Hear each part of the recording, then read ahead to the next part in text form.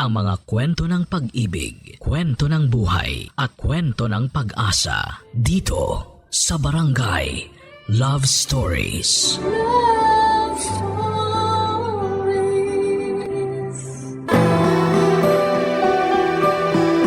Ang pagiging yaya ay isang marangal na trabaho na may malaking epekto sa buhay ng isang bata. Sa pamamagitan ng kanilang pag-aalaga at malasakit ay nakakatulong sila sa paghubog ng pagkatao ng isang bata. Ikaw, kabarangay, ano ang iyong mga naging karanasan o alaala sa iyong yaya?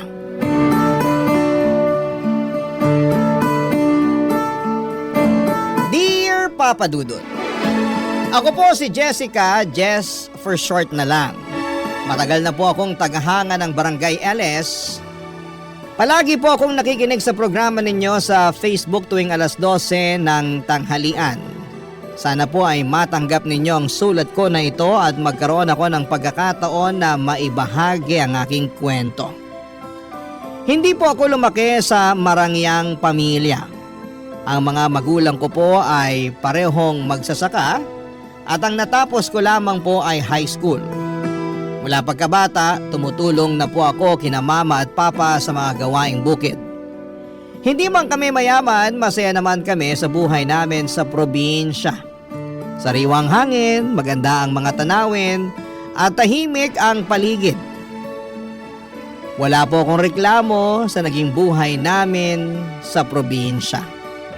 Pero noong nakapagtapos na po ako ng high school ay hindi na kinaya nila mama at papa na ipagpatuloy yung pag-aaral ko. Hindi ko po maiwasang malungkot pero wala rin naman akong magagawa. Mahal ko ang probinsya pero alam naman po natin na hindi kalakihan ang kita doon. Kaya't nag-decide po akong pumunta sa syudad para maghanap ng trabaho.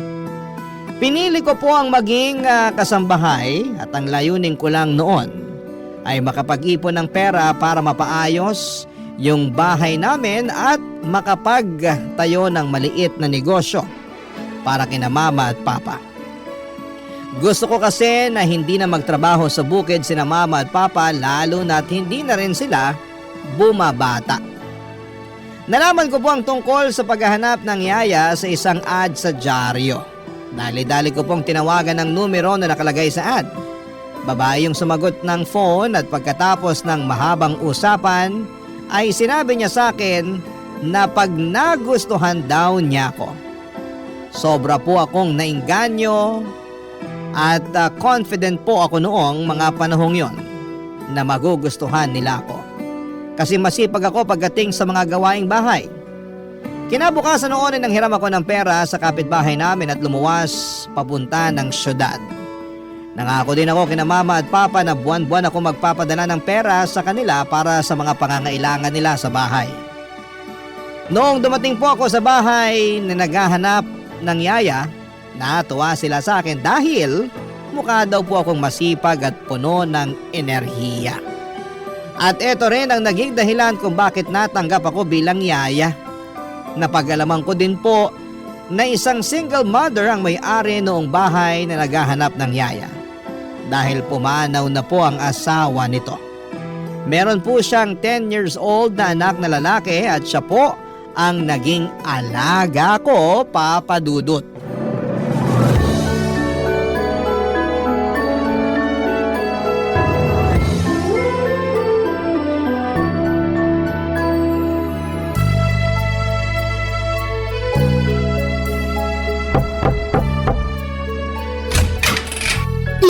Ikaw ba si Winston? Pinakilala ka na sa akin ng mama mo.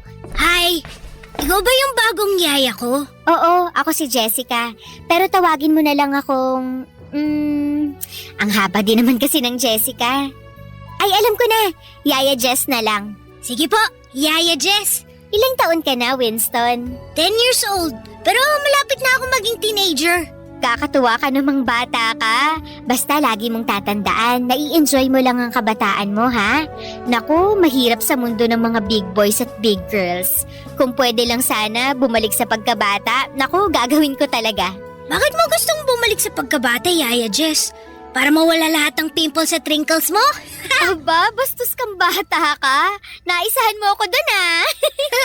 Yaya, tama na! Huwag mo akong kilitin! Di na ako makahinga! Like na kita, Yaya Jess. Ako rin. Mukhang hindi ako mamomroblema sa pag-aalaga sa'yo. Ay, nga pala, kanina ko pa napapansin na andito ka lang palagi sa kwarto mo nagko-computer. Hindi ka man lang ba naglalaro sa labas? Ayoko po maglaro sa labas eh. Binubuli lang ako ng mga bata dun. Ha? Paanong binubuli? Pinagtatawanin nila yung salamin ko. Mukha daw akong alien. Tapos pangu daw ako, tabachoy. Tong mga batang to, oo. Nako, sa susunod na asarin ka nila, magsumbong ka sa akin, ha? Mananagot na talaga sa akin yung mga yan. Thank you, Yaya Jess. Pero ayoko. Tayo na lang kaya maglaro. Marami akong computer games dito na pang 2 players. Oy baby, yun ang hindi ko mapapangako sa'yo. Kasi baka pagalitan ako ng mama mo. Alam mo naman, kailangan kong sipagan tong mga gawaing bahay dito kung gusto kong magtagal sa inyo, di ba? Lalong-lalo na ngayon at kakatanggap lang sa akin ng mama mo. Naku, Yaya, huwag kang mag-alala. Nandyan si mama ngayon, oo, pero kadalasan wala naman siya dito eh. Ha? Anong ibig mong sabihin? Busy si mama sa work niya. Most of the time, mag-isa lang ako dito sa bahay. Ay, ganun ba? Naku, kawawa ka naman palang bata ka. Naku, baby, don't worry, kasi andito na si Yaya. Forever na ako dito. Pero teka lang, kung ikaw lang ang naiiwan dito mag-isa, paano yung... Mga gawaing bahay. Tinuruan na ako ni mama kung paano gumamit ng washing machine at saka rice cooker. Pero hindi nga lang ako marunong magluto. Kasi si mama naghahanda ng mga pagkain ko before siya umalis papuntang work. Napaka-independent mo naman palang bata ka. Huwag kang mag-alala kasi tuturuan kitang magluto. Okay ba yun sa'yo? Okay na okay po! Oo, mabuti na yung ganun para at least hindi ka nakanganga kung sakaling wala kang kasama. Hindi ka magugutom, ganun. Ay nga pala, kumusta naman yung pag-aaral mo? Anong favorite subject mo? English po favorite subject ko. Kaya po, anong favorite subject nyo? Favorite ko naman yung math. Ay, ayoko niyan. Puro numbers tsaka formula. Sumasakit ulo ko dyan. Di mo ata natatanong na palagi ako nananalo sa mga math competition nung high school. Kaya wag kang mag-alala, akong bahala sa'yo. Talaga? Tutulungan mo ako sa math homework ko? Oo naman, why not, di ba? The best ka talaga, Yaya! Naku, wag kang mahiya, bulahin mo pa ako. Gustong-gusto ko nakakarinig ng mga ganyan eh. Music to my ears. Ikaw na ata yung pinaka-the best na Yaya na kinuha ni Mama. Yan, ganyan dapat. Ay, teka lang. Naku, ikaw bata ka? May yaya ka na pala dati? Ba't umalis yung dati mong yaya? Tinakot mo siguro, no? Kaya umalis. Yaya just talaga? Hindi! Sabi kasi ni Mama sa akin na bumalik daw yun ng probinsya kasi mag-aasawa na. Ah, buti pa siya may love life. Ay, speaking of Mama, babalik na ako dun sa kusina ha? Baka kasi hinahanap na ako ng mama mo. Kung may kailangan ka, tawagin mo lang ako, okay? Sige po, Yaya! Thank you!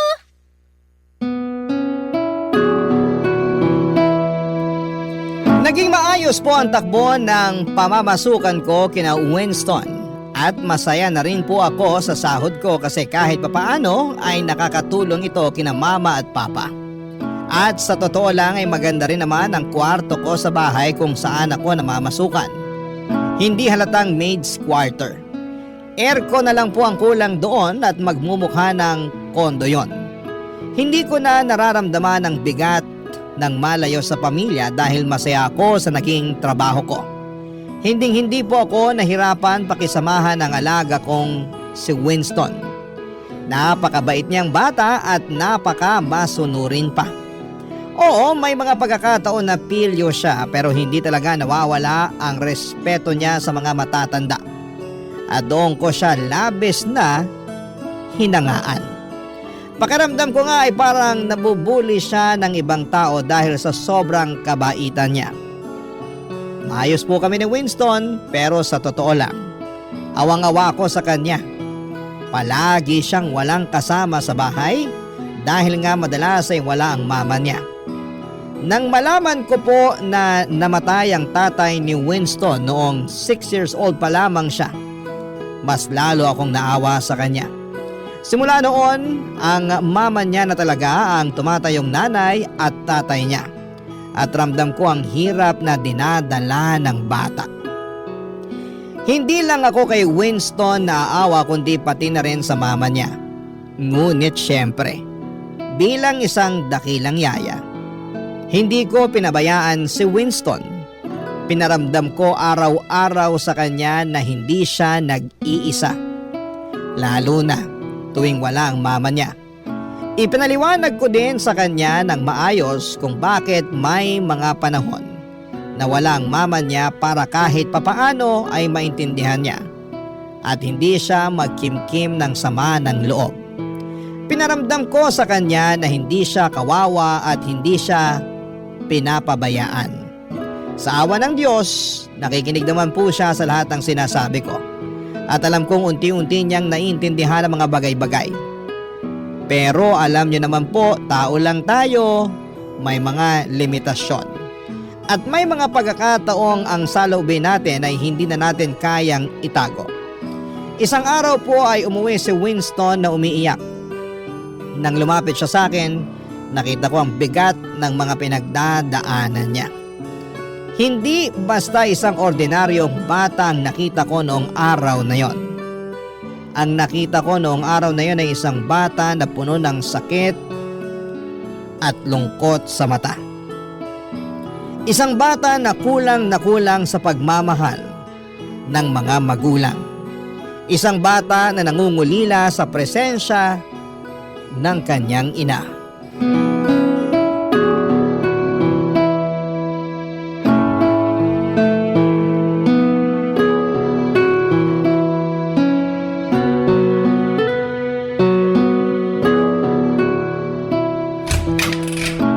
Winston, ready na yung breakfast mo. Kumain ka na. Oh, anong nangyari sa'yo? Ba't ka umiiyak? Malapit na kasi yung family day namin, Yaya Jess. Tapos, sabi ni Mama, hindi daw siya makakapunta. Hala, ganun ba? Tahan na, huwag ka nang umiyak. Yung mga kaklase ko siguradong sasamahan ng mga mama at papa nila. Ito talagang baby ko. Alam ko na kadalasan sa mga nakikita mo, lalong-lalo na sa mga kaklase mo, ay merong mama at papa. Pero ganito kasi yan. Hindi lahat ng bata ay kumpleto ang mga magulang. Pero kahit na ganun pa man, lagi mong tatandaan na hindi ka bawasan yun sa pagkatao mo. Ganun po ba yun, Yaya Jess? Oo naman. Pwedeng-pwede ka mamuhay ng masaya at normal kahit hindi kumpleto ang mga magulang mo. Pero, iba pa rin po talaga pagkasama mo mga magulang mo. Oo, totoo naman yun.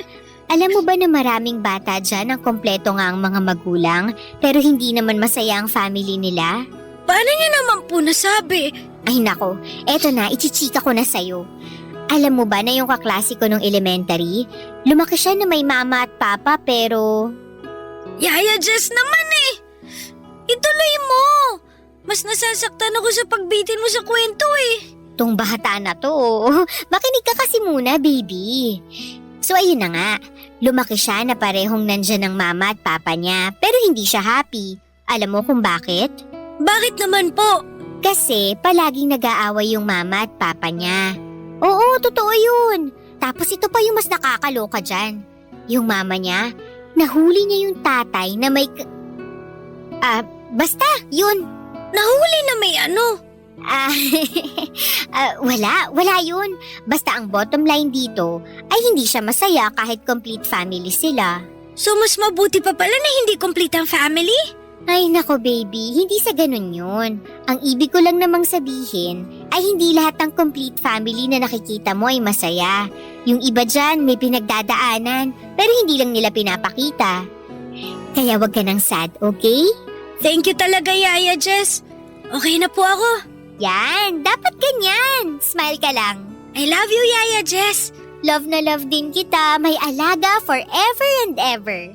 Pero sa totoo lang po, medyo sad pa rin ako kasi hindi makakapunta si Mama sa family day namin. Baby, eto ha, ipapaliwanag ko sa'yo ng mabuti. Yung mama mo kasi, ginagawa niya ang lahat para sa'yo. Oo, alam ko na parati siyang wala dito sa bahay. Pero ang rason kung bakit parati siyang wala ay dahil nagtatrabaho siya para sa'yo. Pinipilit ka niyang itaguyod kahit mag-isa siya. Alam ko naman po yun. Pero nalulungkot pa rin ako eh. Sa tingin mo, bakit kumuha ng yaya ang mama mo? Para may makasama ka syempre kasi concerned yung mama mo sa'yo. Kung sa bagay, Ganito na lang ang isipin mo, baby. Kung hindi busy si mama mo at palagi siyang nandito sa bahay, sa tingin mo ba magkakaroon ako ng chance para maging yaya mo? tama! Sobrang talino mo talaga, Yaya Jess. Alam ko, ako pa ba? Ako na to eh. Di na lang siguro ako sasali sa family day. Tatapusin ko na lang yung mga assignment na hindi ko pa natatapos. Basta Yaya, tutulungan mo ako ha. Math pa naman yung assignment ko. Alam mo naman na mahina ako pagdating sa problem solving. Ay, teka lang. Sinong nagsabi sa'yo na hindi ka a-attend ng family day? Ano pa nga bang magagawa ko eh? Hindi nga raw makakapunta si Mama, di ba? Ay, dyan ka nagkakamali. Sasamahan kita. Pupunta tayo ng family day. Talaga po, Yaya? Seryoso kayo? Pwera na lang kung kinakahiya mo ko. Ano ka ba, Yaya? Hindi no. Siyempre gusto ko na nandun ka. Oh, yun naman pala eh. Huwag kang mag-alala. Paghahandaan ko yung family day na yan. Okay? Thank you po! I love you, Yaya Jess! Noong mga panahong yon, kung ano-ano na lamang ang sinasabi ko kay Winston para gumaan ang kalooban niya. Alam ko na may punto siya, Papa Dudut. Lahat ng bata ay may karapatan na magkaroon ng buo at masayang pamilya. Hindi nila pinili na ipanganak sa mundong ito kaya't responsibilidad ng mga magulang na alagaan at bigyan sila ng tamang gabay. Pagdating naman sa amo ko o sa nanay ni Winston, alam kong ginagawa niyang lahat para matugunan ang mga pangangailangan ni Winston.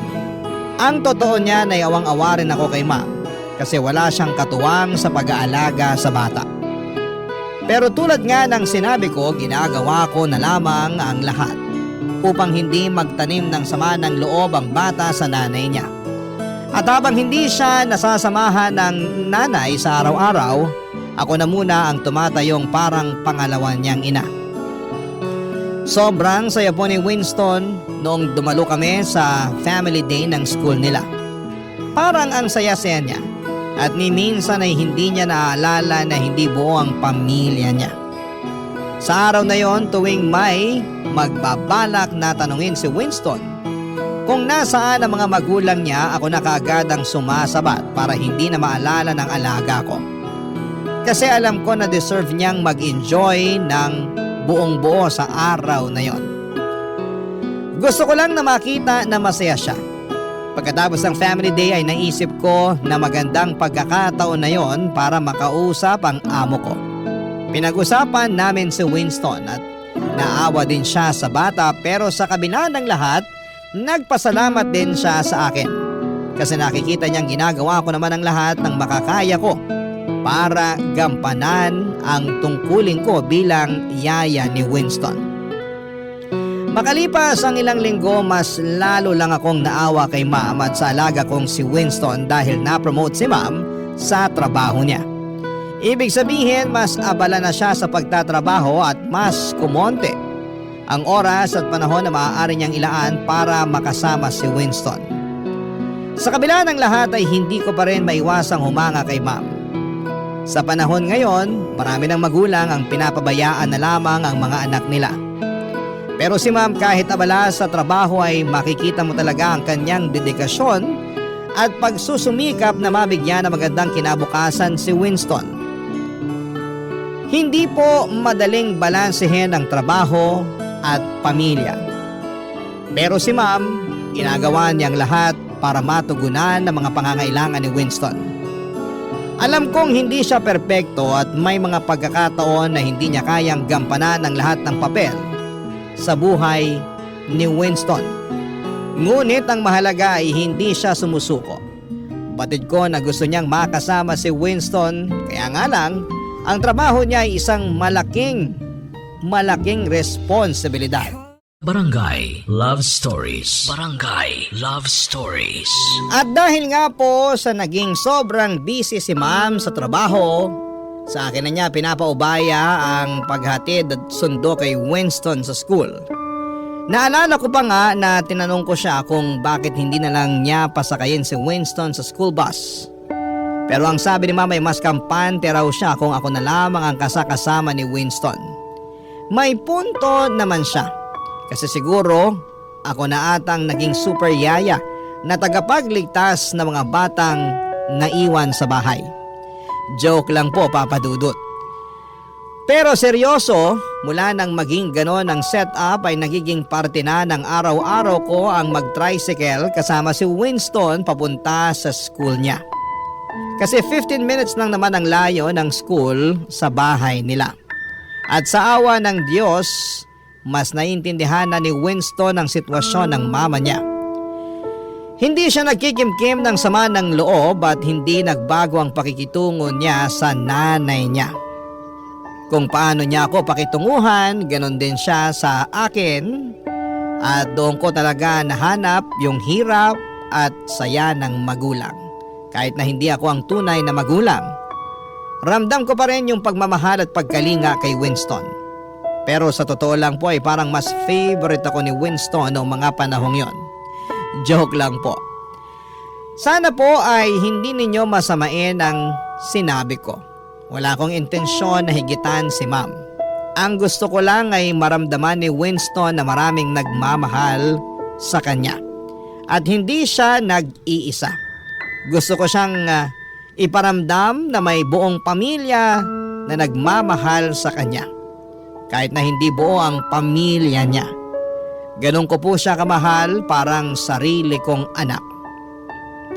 Isang araw noong hinatid ko si Winston sa eskwela, ay hindi ko inaasahan na may mangyayari pala sa akin na makapagpapabago sa takbo ng buhay ko. Ang tadhana nga naman, minsan nakakalungkot pero minsan ay nakakatawa din, Papa Dudut.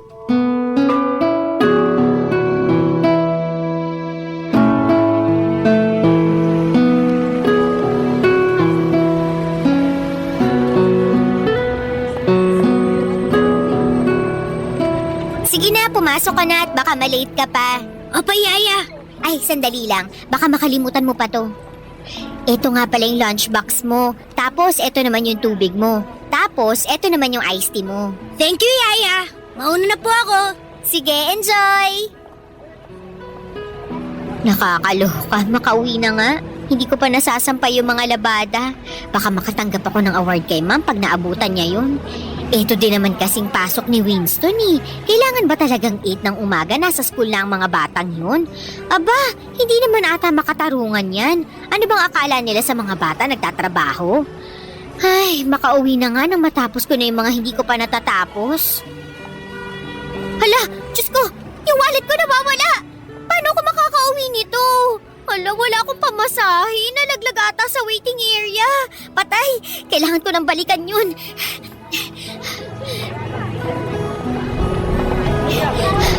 Diyos ko, hiningal ako dun ah. Buti na lang at nandito na ako. Ay, nasa na kaya yung wallet ko? Miss, excuse me. Sa'yo ba to? Uy, yung wallet ko! Akala ko ninakaw na eh. Thank you talaga ha. Thank you, sobra. Sandali lang.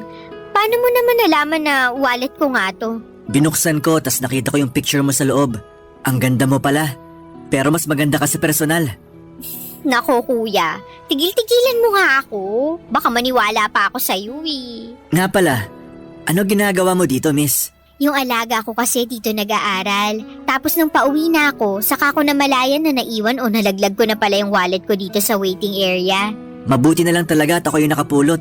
Kaya super thank you talaga kuya. Naku, kung hindi dahil sa'yo, mahihirapan ako makauwi kasi nandito yung pamasahe ko.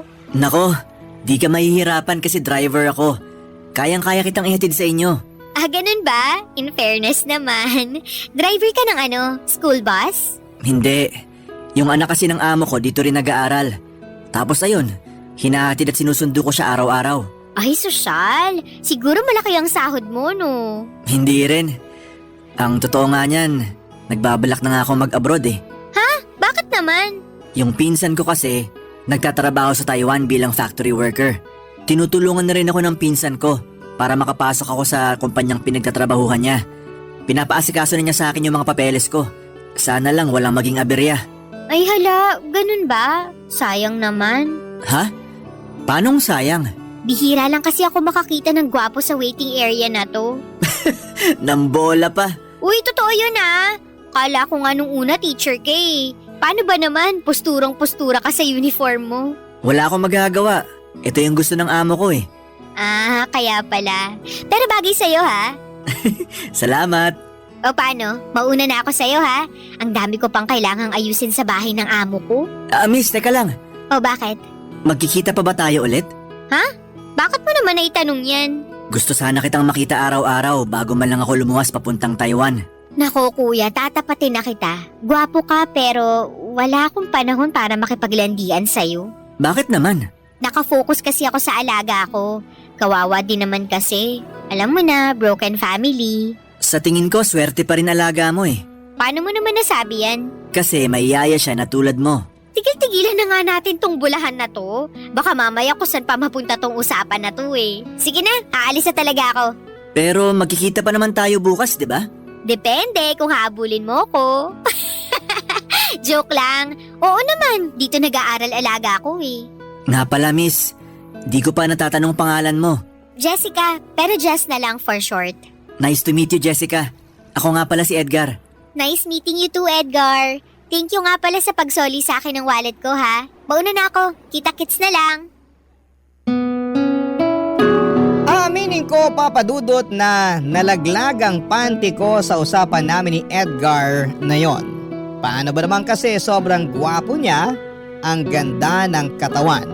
At pakiramdam ko ay natutunaw ako tuwing tinititigan niya ako. Lalo akong kinilig noong may napansin akong papel sa loob ng wallet ko at may nakalagay na phone number doon. Siyempre nagtaka ako. Kaya naman sinubukan kong i-text ang number na yon.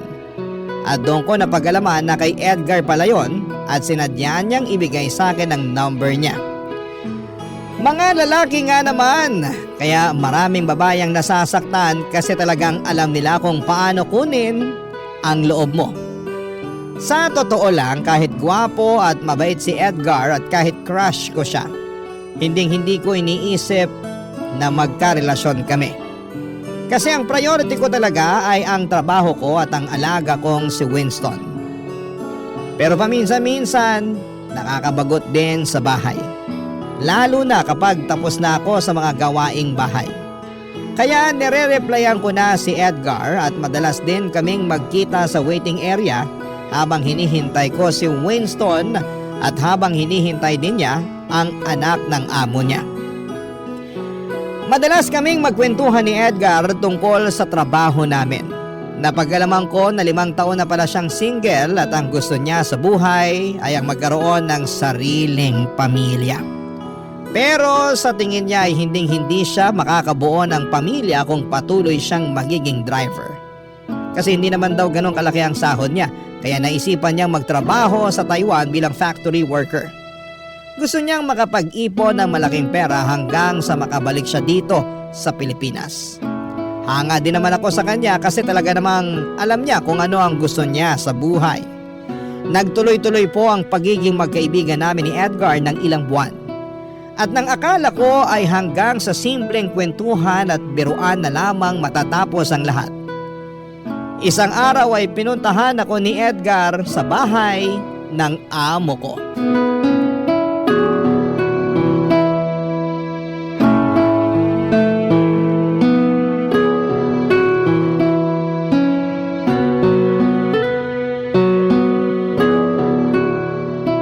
Tapusin na natin tong assignment mo sa math para makapaglaro ka na ng game sa computer mo, ha?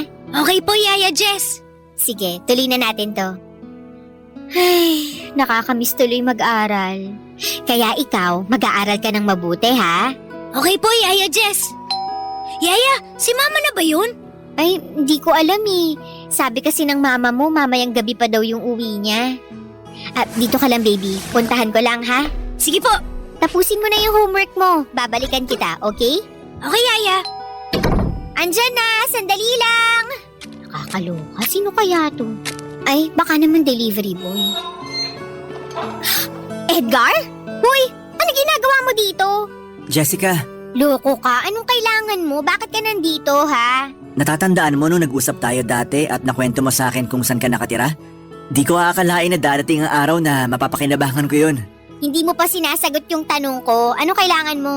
Sira ulo ka? Paano kung nakita ka ni ma'am dito, ha? Eto naman, wala naman tayong ginagawang masama ah. Kahit na.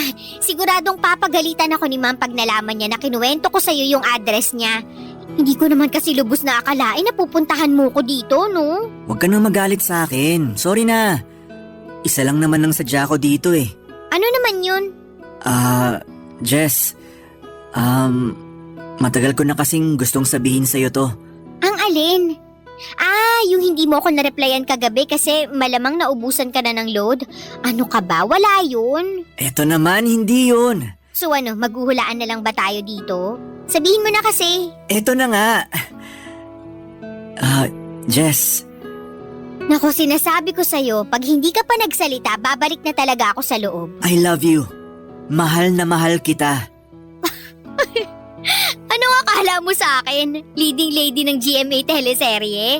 Dennis Trillo at Jenilyn Mercado lang? Magkamukha nga kayo ni Dennis, pero ang ganda naman ata ni Jenilyn para maging kamukha ko pa siya.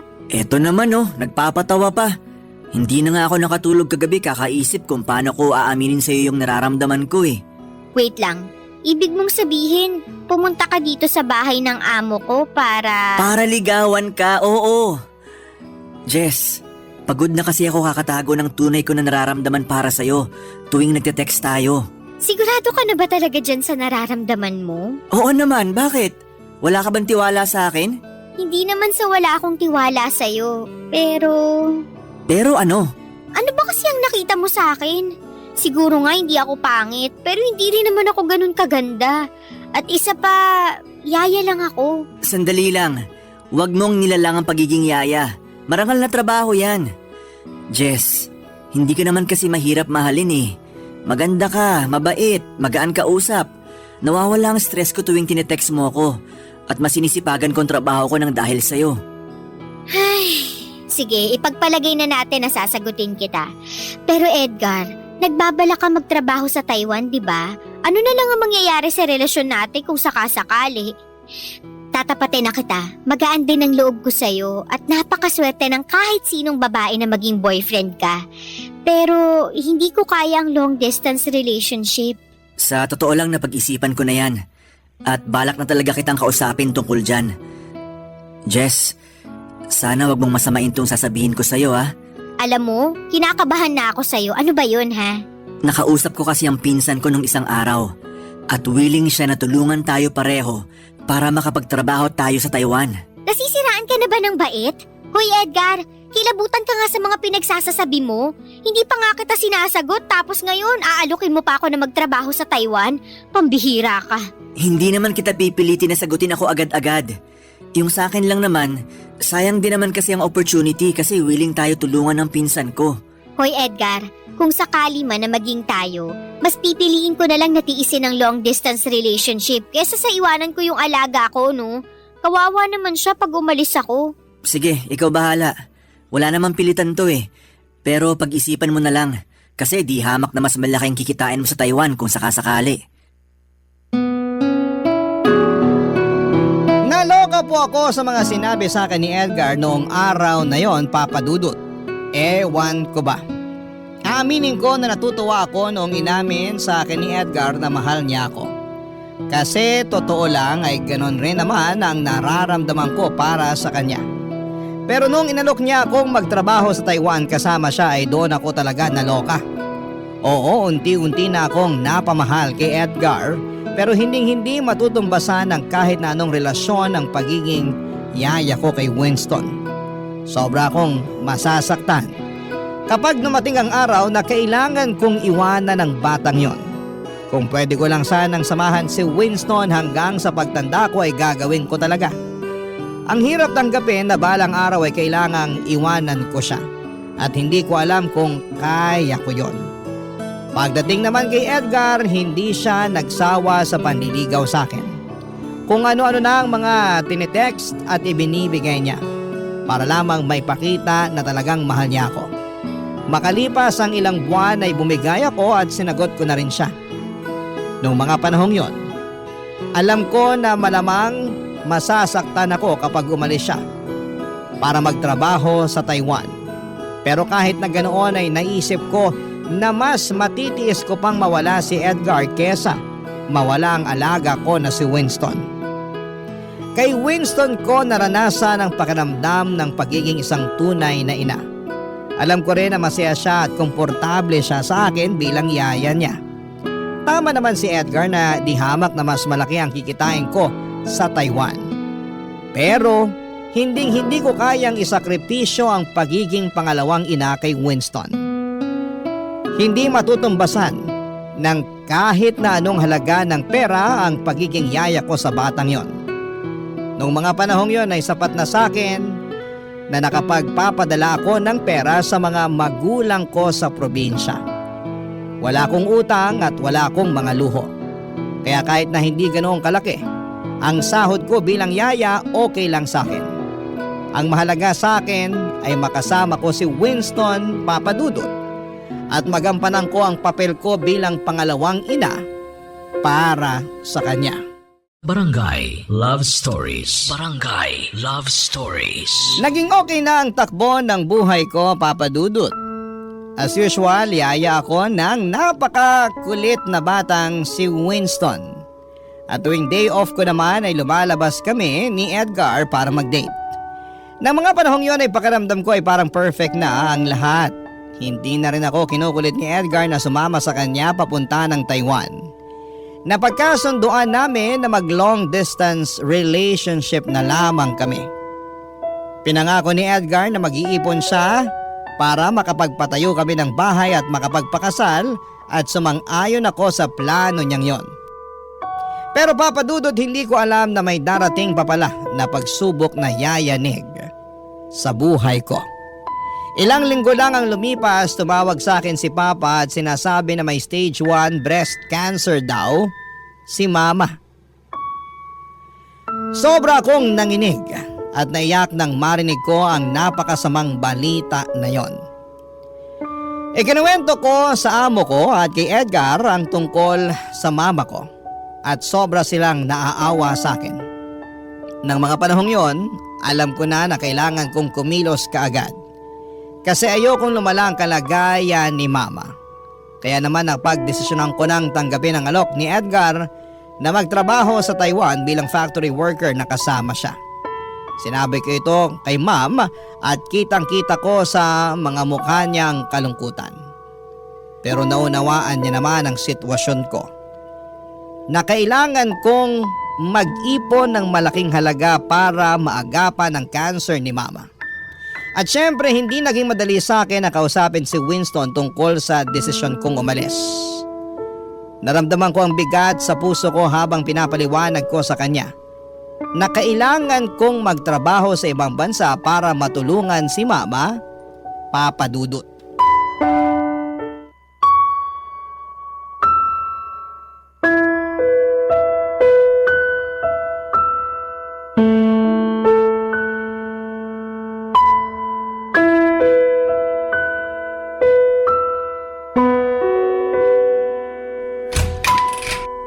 Winston?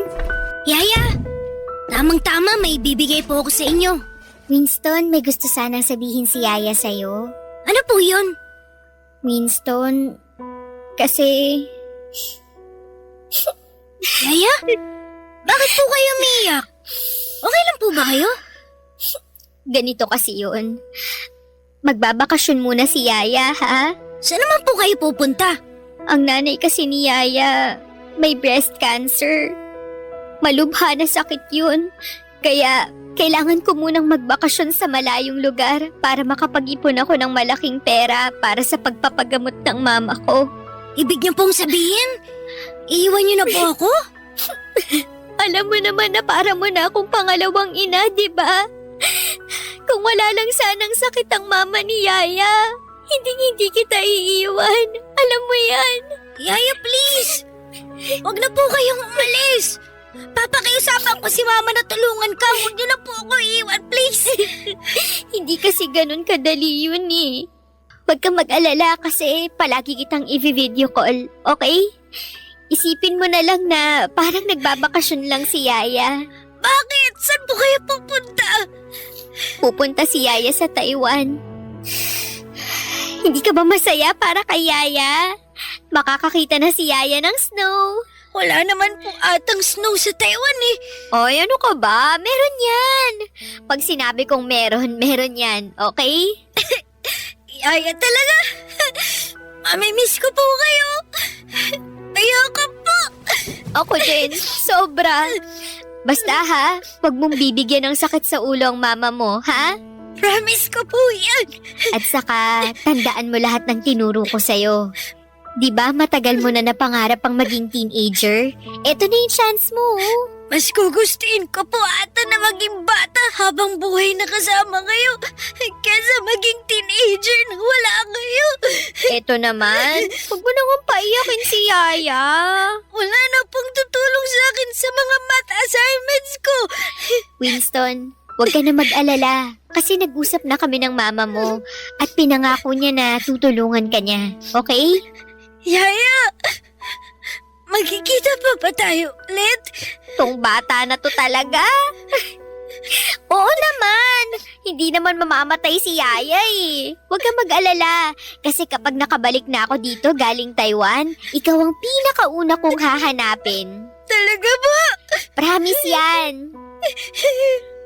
Yaya, wag na lang po kayo umalis, please. Balang araw, maiintindihan mo rin kung bakit ko kailangan gawin to. Yaya. Hindi magbabago ang pagiging pangalawang ina ko sa'yo. Yan ang palagi mong tatandaan, ha? I love you po, Yaya Jess. Ako din. Mahal na mahal kita. Oo nga po pala. Tungkol nga pala po dun sa bibigay ko sa'yo. Ay, oo nga pala. Sorry, masyado kasing naging emotional si Yaya. Bakit? Ano ba yun? Alam niyo po ba kung anong date ngayon? Sandali lang, tingnan ko lang tong cellphone ko.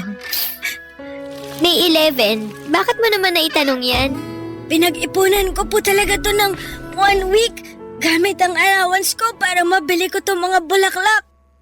Yaya Jess, Happy Mother's Day po! Oh, ikaw talagang bata ka. Mamimiss kita, sobra.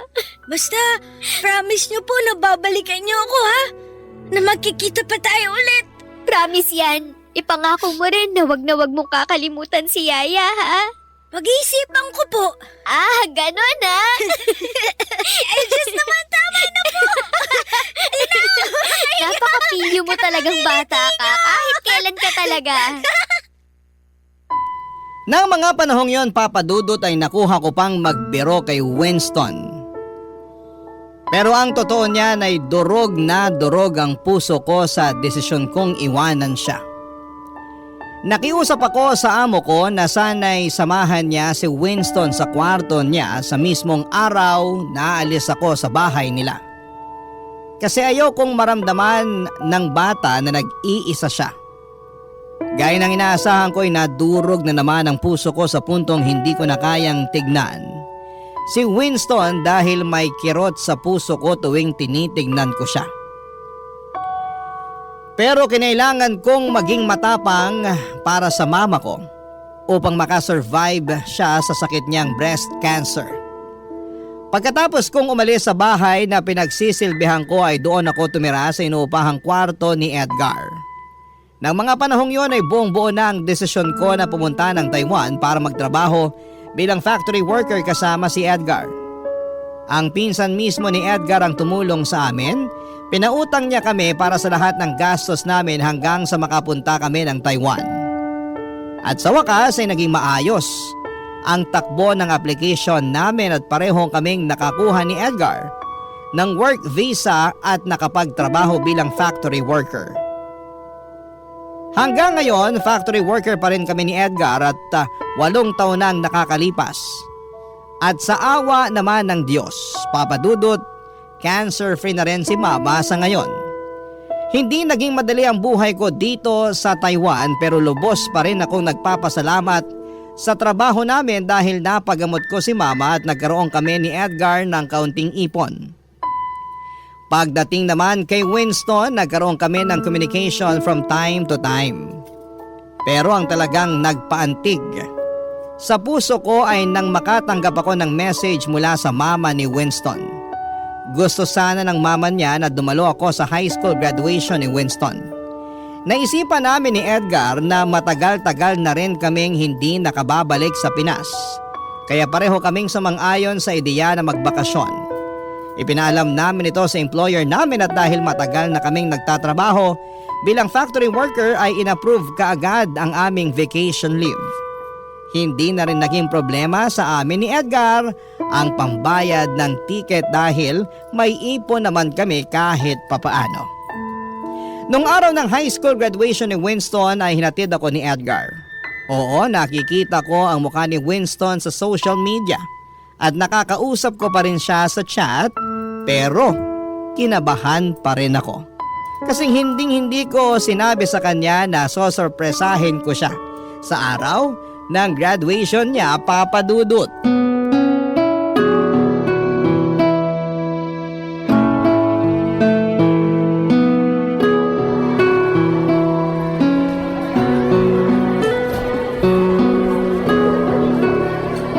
Mahal, paano to? Talagang kinakabahan ako eh. Paano kung hindi niya ako makilala ha? Imposible naman atang di ka makilala ng batang yun. Panay post ka ng selfie mo sa social media eh. Ikaw talaga? Hindi ka nakakatulong. Ano ba naman mahal, nandito na tayo oh. Ngayon ka pa ba aatras? Pustahan tayo. Makikilala ka ng batang yan at mag-iiyakan kayo. Ewan ko sa'yo, umalis ka na nga. Sige mahal, basta balikan kita dito mamayang alas 5 ng hapon ha. Kailangan ko na kasing isoli tong scooter na nirentahan natin mamayang alas 6. Sige, mahal. Ay, nga pala, mahal, pasuyo naman oh. Pakihanda na lang yung mga gamit natin kasi dadalawin na natin sina Mama at Papa sa Makalawa, ha? Kailangan natin sulitin bawat araw na nandito tayo sa Pinas. Ba't sa Makalawa pa? Bakit hindi na lang bukas? Ano ka ba? Nakalimutan mo na ba? Siyempre gusto ko naman makabonding yung alaga ko, no? Para mo na talagang anak yung batang yon. Sige mahal, mauna na ako ha. I love you. Balikan kita mamaya.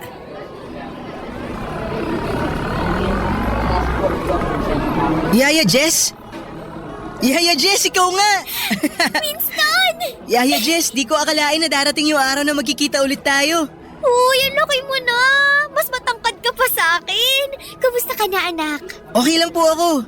Kayo po, kumusta? Yaya, sobrang namiss ko po kayo. Ako din, naku. Kung alam mo lang kung gaano kitang namiss. Yaya, di ba? Nangako kayo sa akin na babalikan niyo ako. Sobrang natutuwa po ako kasi tinupad niyo yung pangako niyo.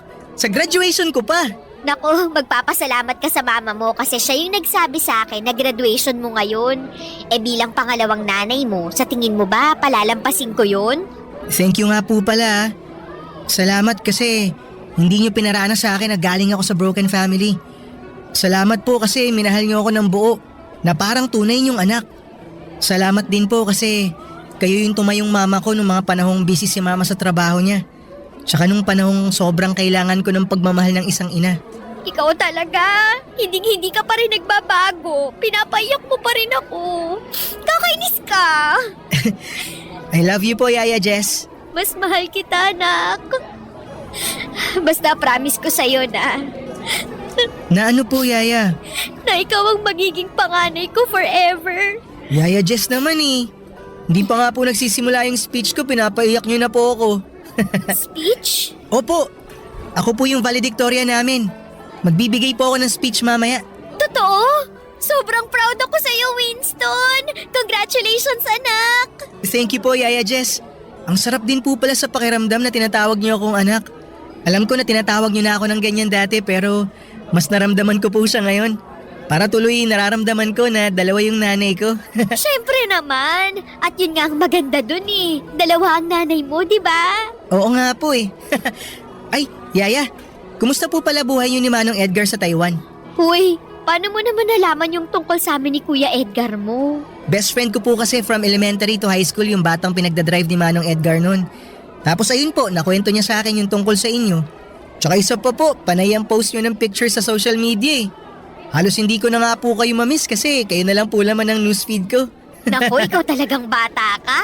Pareho kayo ng ugali ng Kuya Edgar mo. Babalik yun mamaya pagkatapos ng graduation mo. Ipapakilala kita doon, ha? Pero nak, wag mong tatawagin na Manong yun. Magkagalit yun. Ay, sige po, Kuya Edgar na lang.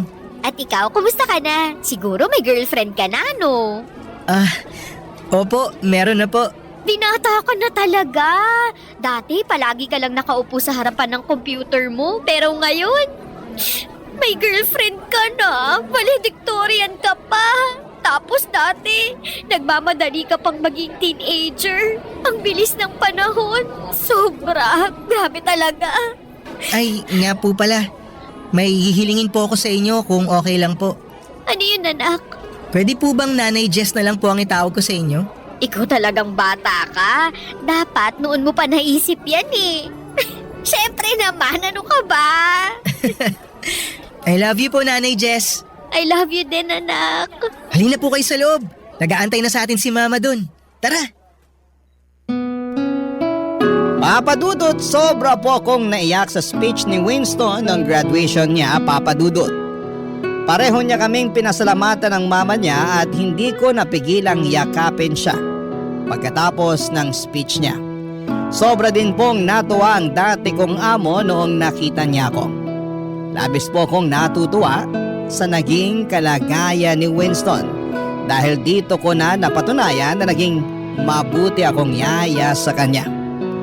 Wala siyang sama ng loob sa kahit na kanino at napaka-positive ng batang yon.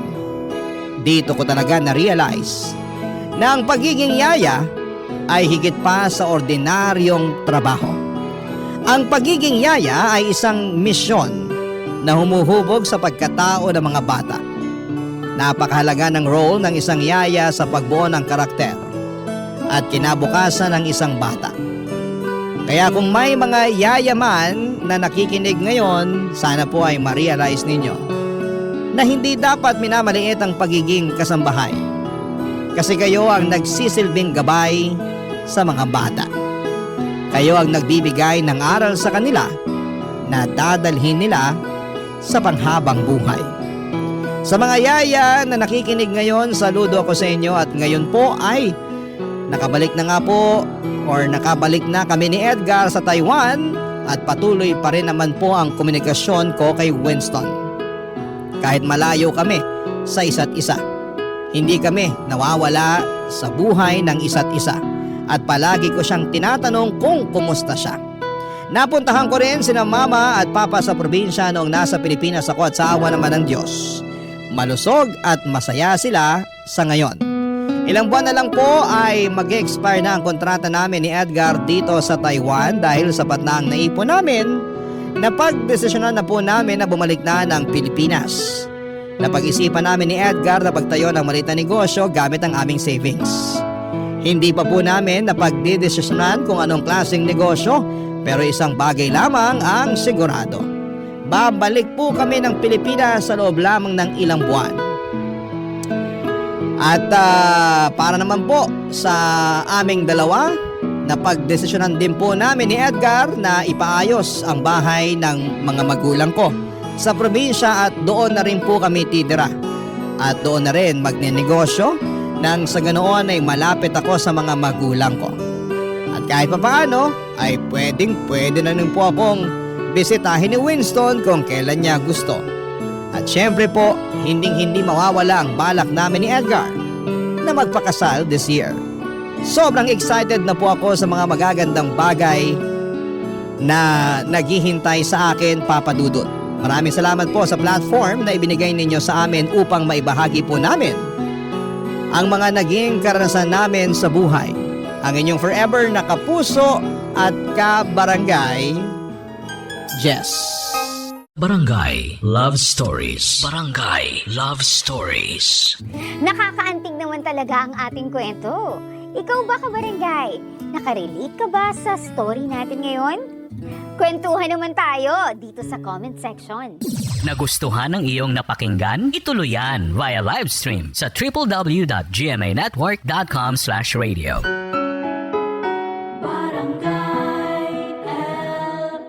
In Mega Manila, 97.1.